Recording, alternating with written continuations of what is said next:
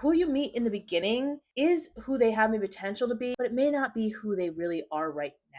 Hi, I'm Jody, a relationship and sex therapist based in Southern California, and today we're going to talk about the recent season of Love is Blind.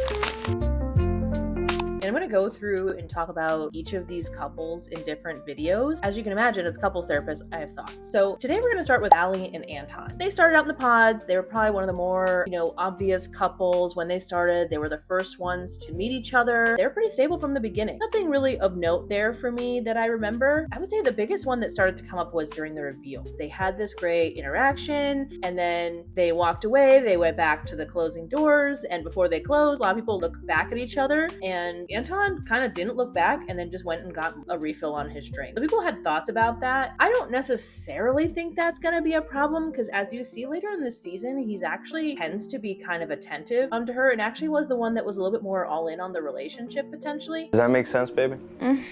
Yeah. Wait, can you say that again?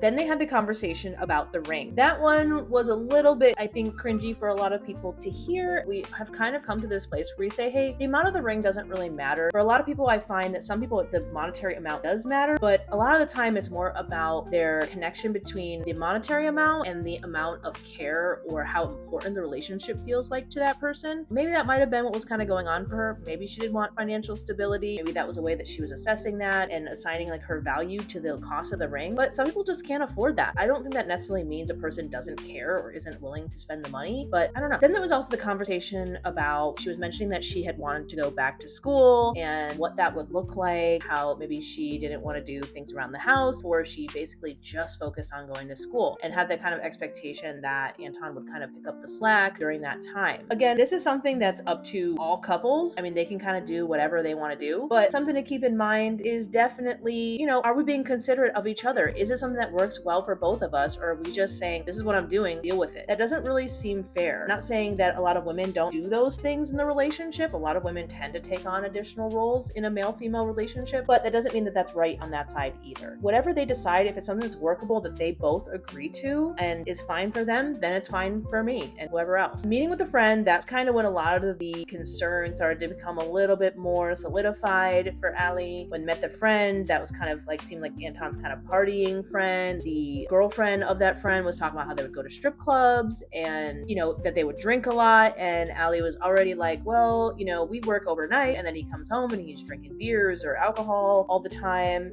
There's a lot of variations on this. I don't think any one person can say, hey, this is definitely a problem. For me, as a therapist, we're always assessing what is the detriment of these behaviors. Is this causing them to, back away from their relationship? Is it causing them to avoid their partner? Are they acting out of character? Some of the other people at the party were acting a little whack when they, were drinking. Is that happening? There's a lot of variables to consider with these kind of things, but I can also see that even the friends seem to have some concerns. Again, strip clubs also, I'm not anti-strip club. For most things, it's more about how are you using it, right? Is your partner super uncomfortable with it? Is it something that is healthy? I had gone to strip clubs myself as an adult, and it actually really helped me with my comfortability around sexuality and being able to talk to people about things a little bit more, because I was like, hey, I'm trying to change my mindset on this thing, and can we engage in healthy sexuality and embracing that part of ourselves without it becoming a problem? Obviously, different thing if you're getting, certain services in the back or whatever that maybe, are a little bit more questionable, but I always look at the bigger picture of what's actually going on here. We also had the judgment of his job. One of the topics about that was, whether he was making enough money. Again, I'm not going to throw that out the window because there are legitimate components to that, right? We have to be able to survive and live. Most people figure it out, but I don't think there's anything wrong with asking those questions of what's the type of life I'm going to have with this person? Is our constant not making enough money going to become a conflict for us long term? What is that actually going to look like? And also the topic that came up with that was, do you accept a person as they are or do you try to change them? I do feel like there is kind of a balance there. I don't think anyone is exactly who they're going to be when we meet them, and we grow together. But I always always try to have people look at what is reasonable, like what are the things that are like, hey, that's a really large ask to completely change them from being a night person to a morning person. That's probably not going to happen, versus, hey, we can just learn to communicate a little bit better. Big difference between those two things. That was also another topic that came up that for me, I focused on a lot on attachment. Is who the person we meet in the beginning, who they really are? With attachment, the answer is kind of yes, asterisk. Who you meet in the beginning is who they have the potential to be, but it may not be who they really are right now. We show our best selves in the beginning, right? When you're in the pods, you're in your own little bubble. That's not necessarily something that you might be when you go back into the regular world. Yes, you don't want to completely misrepresent yourself. There's also reasonable that, hey, you're not in a committed relationship. You're not in real life where you have these stressors, and that's where you're going to start to see how we handle those things a little bit more. One of the things I did like about them is I did like that they were a little bit more reserved. Not that I'm a, hey, keep everything behind closed doors kind of person, but it was nice to see them kind of respect each other, to not air out their dirty laundry. They weren't really getting into conflicts in front of the whole group. That was actually something I really liked about them. For the person that kind of where his drinking became more of a question, he actually held himself probably the most at these parties where, you know, he wasn't making these strange comments. He wasn't really getting himself in trouble as much as some of the other guys were. I did not, however, like how his friend at the end, when she said no, called her the B word. Ooh, let's still have a little bit of class there, but I also understand, you know, you want to make your friend feel better. You want to say, oh, there's plenty of fish in the sea. We can do that without kind of tearing each other down as well. But again, in the end, it's still Ali's decision. But I also think that it seemed like Anton wasn't too bad of a guy, but maybe they're just not a great fit for each other. I'm gonna keep talking about other couples, so stay tuned.